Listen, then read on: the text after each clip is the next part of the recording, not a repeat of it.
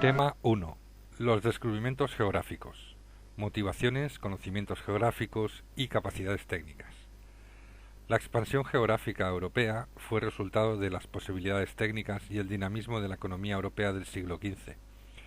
Adelantos en técnicas e instrumentales de navegación oceánica favorecieron la expansión.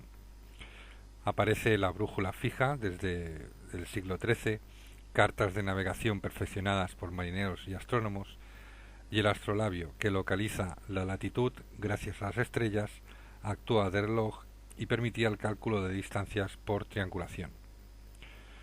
Una gran innovación fue la carabela, surgida a mediados del siglo XV en Portugal. Era un barco más pequeño, ligero, alargado, con proa afilada y combinaba velas cuadradas motrices con otras latinas o triangulares que le aportaban agilidad y maniobrabilidad. Requería tripulación escasa y tenía buena capacidad de carga, con posibilidad de llevar provisiones suficientes para adentrarse en el océano. Surge también la nao, más potente y con el doble de capacidad de carga. Según Carlo Cipolla, cañones y velas fueron los responsables de una auténtica revolución en el combate naval. En el siglo XV las fuerzas navales atlánticas se orientan hacia los navíos de vela, a diferencia de los países mediterráneos basados aún en la galera. Se sustituían remeros por velas y guerreros por cañones. Las derrotas de las flotas musulmanas por las portuguesas en el Índico en el siglo XVI son demostración patente de la bastante superioridad combativa. Intervinieron como factores la curiosidad del hombre renacentista, los estímulos de descripciones de Marco Polo y otros viajeros bajo medievales sobre reinos y riquezas de Asia Oriental, así como mitos y leyendas acerca de tierras o islas desconocidas. Hay que añadir el espíritu misional y el deseo de contactar con territorios cristianos perdidos en la India y África, o la búsqueda de oro africano, de especias, seda, perfumes y otros productos de Oriente y las Indias.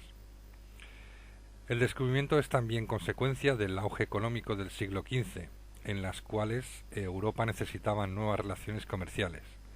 Cabe destacar que el avance de los turcos, con sus efectos restrictivos sobre el tradicional comercio de especias por el Próximo Oriente, no fue la causa inmediata de la expansión, aunque la aceleró. ¿Por qué Europa y no China, quien ya gozaba de los adelantos técnicos mucho antes, protagonizó este episodio de descubrimientos y expansión? Según Chaunu, esto es debido a la superior madurez de la civilización europea y que a finales del siglo XV la sociedad occidental era la más penetrada por la escritura, además de la alimentación, la amenaza del pueblo mongol en China o la oposición de la burocracia oficial china a los viajeros oceánicos. Las primeras expediciones europeas, el protagonismo de Portugal. La parte occidental del Mediterráneo, Génova, Cataluña y Mallorca, protagonizaron las primeras salidas al océano, posibilitadas por la reapertura del estrecho de Gibraltar tras la reconquista cristiana a finales del siglo XIII y coincidiendo con la larga expansión económica entre el 1200 y el 1350. Son años de expediciones de los hermanos Vivaldi de Génova en 1291, la del genovés Lancelotto Marcelo, redescubridor de Canarias, en 1312, el descubrimiento de las Islas Madeira en 1341 o el viaje fracasado de Jaume Ferrer por las costas de África en 1346. El balance no es demasiado favorable debido a la incapacidad de los barcos, a la compleja y arriesgada navegación del océano. Tras el 1350 se dieron los pasos decisivos en la exploración de las islas atlánticas y en el avance portugués por las costas occidentales de África. Repúblicas como Génova no se quedaron al margen, ya que colonias de mercaderes italianos se instalaron en los principales puertos atlánticos de la península ibérica. La dedicación de Portugal a las expediciones atlánticas se ha explicado por razones como su ubicación en el sureste de Europa, la conclusión de su reconquista a mediados del siglo XIII, el espíritu de cruzada contra el Islam tras el rápido avance de los turcos en los Balcanes o la personalidad de Enrique el Navegante. Otros historiadores portugueses argumentan que Portugal no era un país secundario y no era grande, pero tampoco lo había sido Venecia. Su contacto con Granada y estados norteafricanos favoreció el incremento de los intercambios, el desarrollo de la economía monetaria, la agricultura especializada y el fenómeno urbano, particularmente en el litoral. Portugal contaba con una fuerte experiencia marinera. Sus barcos pesqueros o mercantes navegaban desde las costas de África a Canarias hasta Irlanda y Flandes, además del comercio de exportación hacia el norte de Europa que favoreció la construcción naval. Importantes colonias de comerciantes flamencos, italianos y genoveses se instalaron en Lisboa y puertos portugueses. Tras el avance turco de mediados del siglo XV, comerciantes y financieros genoveses, cuyos negocios en Oriente se vieron interrumpidos, incrementaron su presencia en el Mediterráneo occidental y en Portugal, participando en la explotación económica de las islas atlánticas y el litoral africano. El ansia de lucro de los mercaderes se vio acompañado por el interés de la nobleza en lograr el dominio de nuevas tierras y recursos. Probablemente uno de los únicos medios de los que disponía dicho grupo para intentar recuperar el nivel de ingresos perdidos por la crisis del feudalismo europeo. El historiador Magalhães Godinho considera que la agricultura fue la principal razón de la colonización portuguesa de las islas atlánticas, así como la expansión de áreas de pesca, sin olvidar que por razones geográficas Portugal era la nación europea más cercana a las islas atlánticas. La navegación dependía de corrientes y vientos, siendo importante las tres voltas o ruta de ida y retorno en los viajes a África, que encerraban la clave de la navegación atlántica, ya que tenía su punto de partida y llegada en una pequeña porción de la costa atlántica europea, el Atlántico portugués y el andaluz. Portugal contaba con un estado fuerte y unido que durante el siglo XV no se vio desangrado por luchas civiles como en Inglaterra, Francia, Castilla o los estados italianos. La exploración portuguesa del Atlántico se inicia simbólicamente con la conquista de Ceuta en 1415, avanzan hacia el sur por Marruecos, prosigue con la instalación en Madeira y Azores y en 1434 se da el éxito de la navegación más allá del Cabo Bojador, aunque también hay fracasos como en 1437 con el intento de conquistar Tánger. Toda esta fase fue dirigida por el infante don Enrique el Navegante. En 1460 el límite meridional alcanzado por Portugal era Sierra Leona, Isla del Cabo Verde y el Golfo de Guinea, lo que posibilitará la llegada de marfil, oro y esclavos negros. En 1475 los portugueses descubren la Volta da Mina, o ruta de regreso a la península desde el Golfo de Guinea, cuando hasta entonces solo podían hacerlo contracorriente cerca de la costa. Durante el reinado de Juan II, entre 1481 al 95, se realizaron avances en las expediciones más allá del Ecuador, lo que permitió conocer mejor la navegación del Atlántico Sur, construyéndose el Castillo de San Jorge de la Mina, como gran factoría del comercio de la zona y principal punto de apoyo para proseguir las exploraciones. El gran éxito que aceleró la marcha hacia Asia fue el descubrimiento del límite meridional de África, el Cabo de Buena Esperanza, al que llegó Bartolomeu Díaz en 1488. Castilla, Colón y el descubrimiento de América. A finales del siglo XV, pese al protagonismo de Portugal, el descubrimiento de América fue un hecho castellano. Algunas naves en puertos andaluces del litoral atlántico habían participado a mediados del siglo XV en expediciones por la costa occidental africana, pero tras la guerra castellano-portuguesa de 1475 al 1479, el Tratado de Alcasovas reconoció a Portugal la exclusividad de la navegación africana al sur de las Islas Canarias. Cristóbal Colón presentó a Portugal su proyecto de una búsqueda de una vía occidental hacia las Indias, pero Portugal lo rechazó, más aún cuando había llegado la noticia de la ruta hacia la India por el Cabo de Buena Esperanza.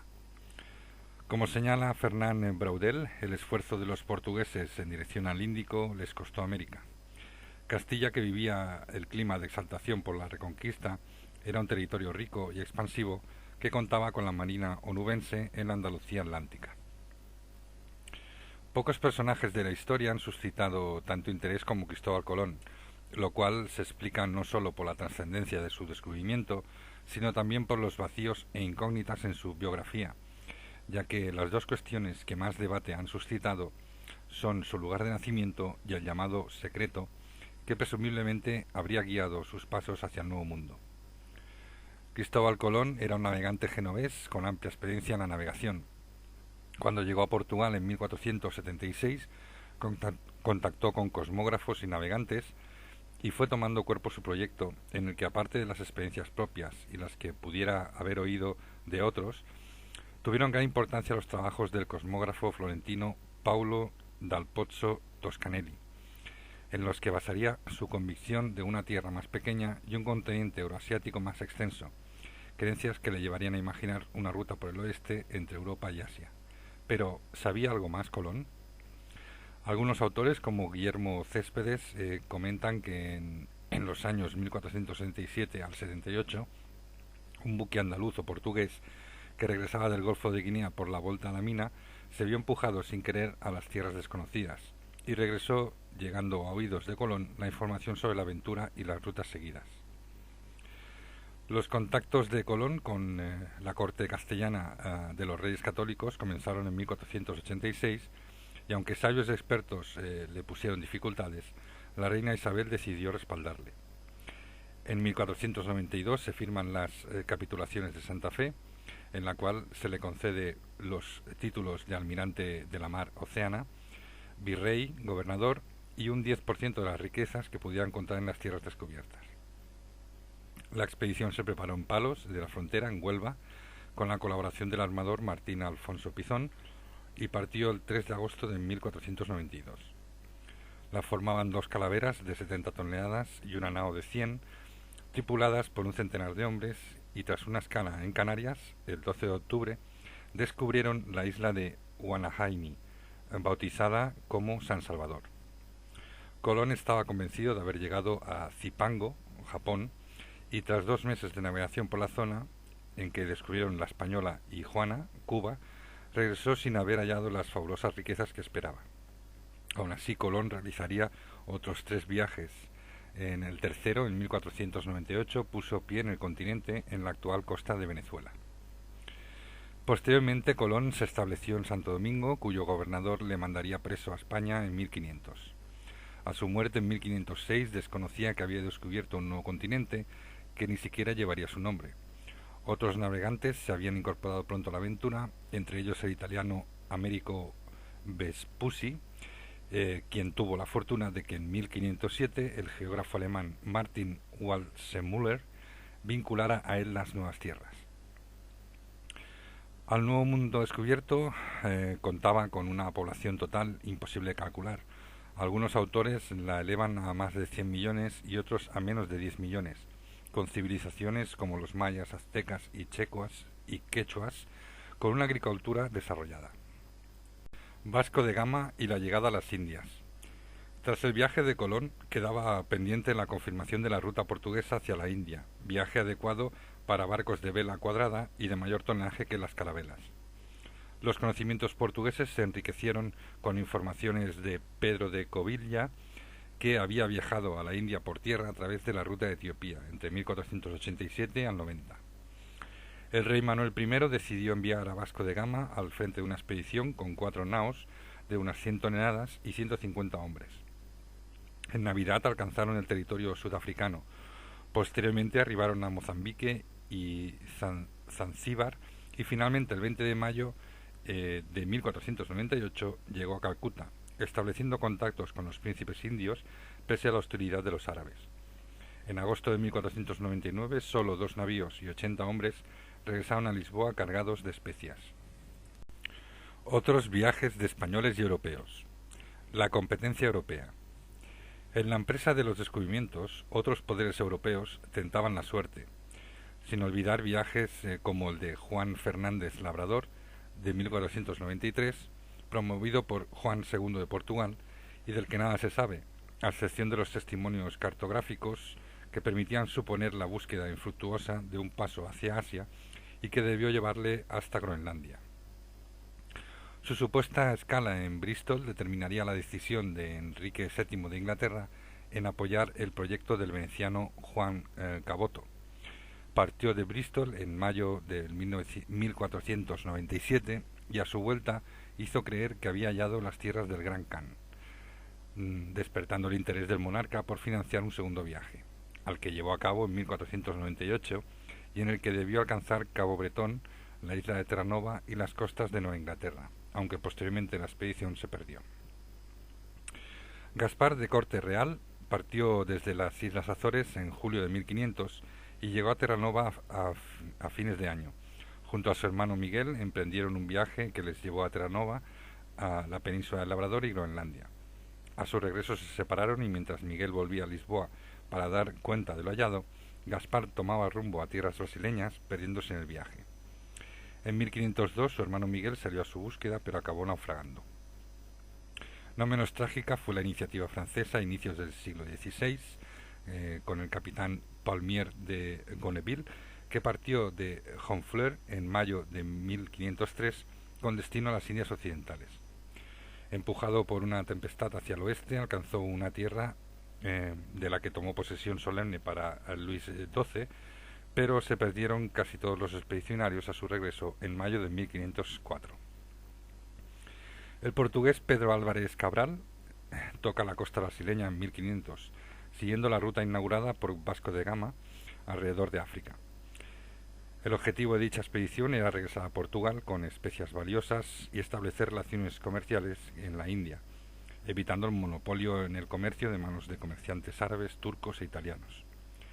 Su flota de 13 navíos parece que se desvió accidentalmente al adentrarse en el Atlántico en busca de vientos que le empujaban hacia el sur, aunque es posible que buscara conscientemente visitar las tierras americanas que le habían correspondido a Portugal en el reparto con Castilla por el Tratado de Tordesillas de 1494. Arribó a lo que se pensó que era una gran isla. Como el nuevo territorio se encontraba dentro de la órbita portuguesa, Cabral lo reivindicó en nombre de la corona portuguesa.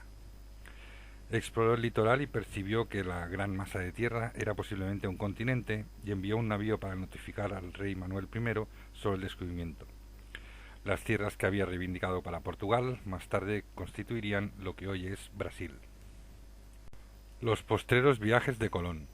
Una tercera expedición partió el 30 de mayo de 1498 de Sanlúcar de Barrameda, una flota de 6 naves con rumbo a las Islas Madeiras y de allí a La Gomera Canaria. Se dividió en 2 grupos. 3 naves seguirían la ruta hacia la Española y las otras 3 al mando de Colón descenderían hasta el archipiélago del Cabo Verde para atravesar el océano en dirección suroeste con presumible destino hacia Asia. Pero rectificando el rumbo, Colón alcanzó la isla de la Trinidad en el 31 de julio y entró en el Golfo de Paria, donde divisó un gran río de agua dulce, el delta del Orinoco, y vegetación exuberante. Tras bautizar la península de Paria como la Isla de Gracia, llegó a la Española, donde encontró la población enzarzada en una contienda civil. El comendador de Calatrava, Francisco de Bobadilla, llegó a Santo Domingo el 24 de agosto de 1500 para ejercer la gobernación e oficio de juzgado de esas dichas islas y tierra firme. Bobadilla acabó instruyendo un proceso contra Colón y lo devolvió encarcelado a España en octubre de 1500. El 13 de abril de 1502, una expedición de 4 carabelas y 140 hombres partió del puerto de Sevilla. 2 meses después, Colón alcanzaría la isla de Martinica, siguiendo hacia las islas Dominicas, Santa Cruz y San Juan Bautista, con destino a Jamaica y Cuba. Se desvió al sur alcanzando el Golfo de Honduras, recorriendo las costas centroamericanas con dirección este hasta Panamá, istmo que identificó como la Conchinchina.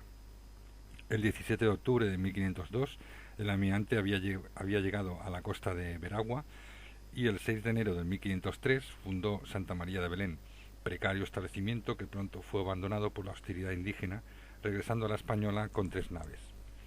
El precario estado de las naves solo les permitió llegar a Jamaica, donde permanecieron más de un año en precarias condiciones.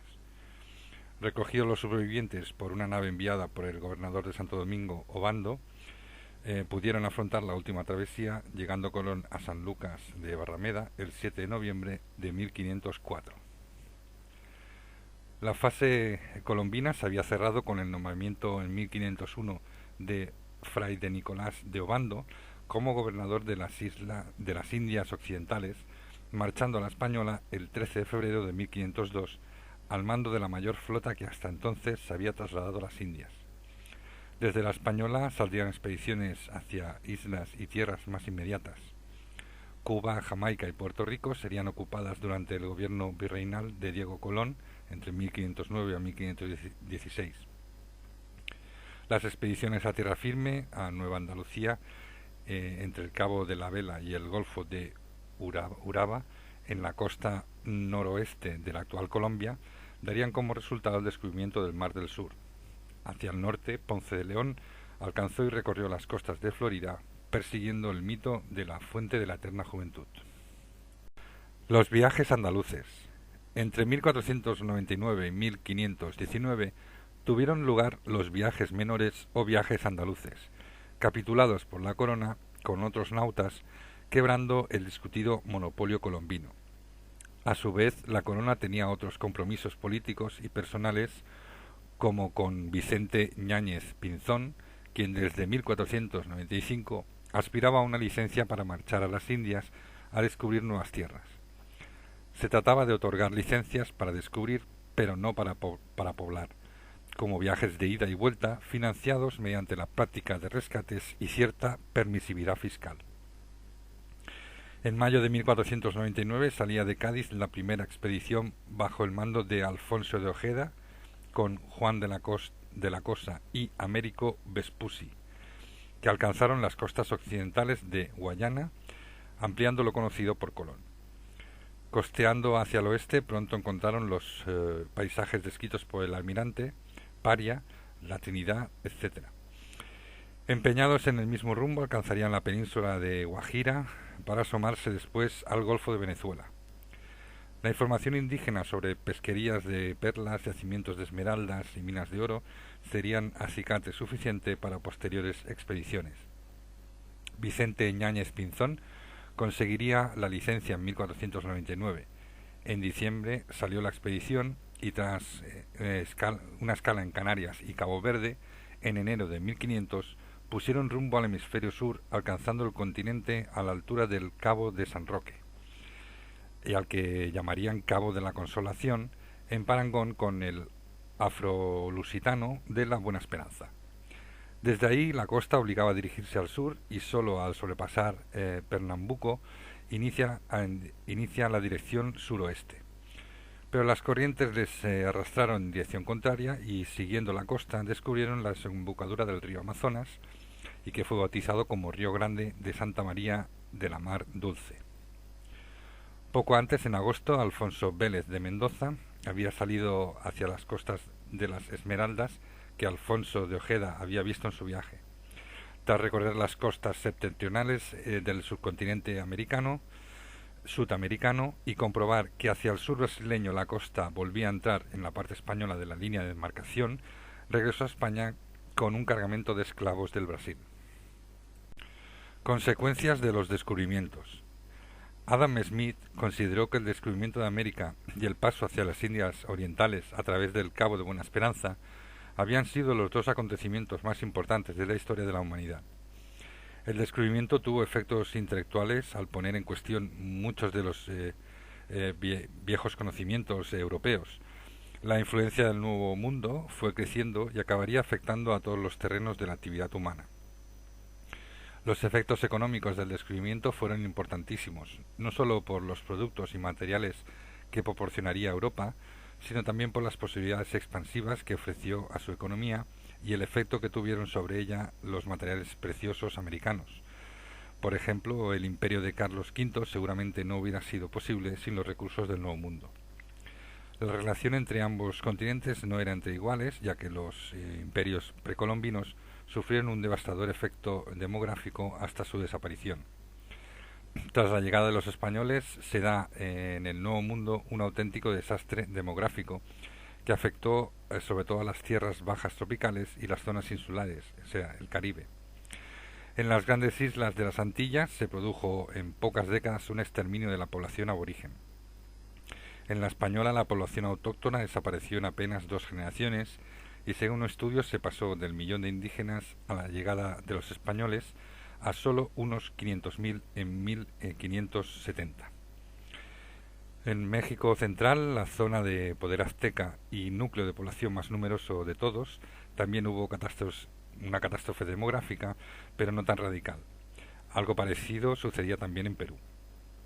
La tradición culpa de esta catástrofe demográfica a la matanza de indígenas realizadas por los españoles, aunque hay más razones como pueden ser la transferencia de población voluntaria o forzosa, malos tratos, exigencias fiscales, abusos en la utilización del trabajo indígena, cambios ecológicos como la introducción de nuevos animales, el impacto psicológico de la conquista y sobre todo las enfermedades infectocontagiosas que llevaron los europeos a las nuevas tierras, que fueron las grandes culpables de la catástrofe demográfica, ya que se cebaron en unas poblaciones que habían permanecido aisladas a ese tipo de enfermedades, como puedan ser la viruela, sarampión, gripe, malaria, fiebre amarilla, etc.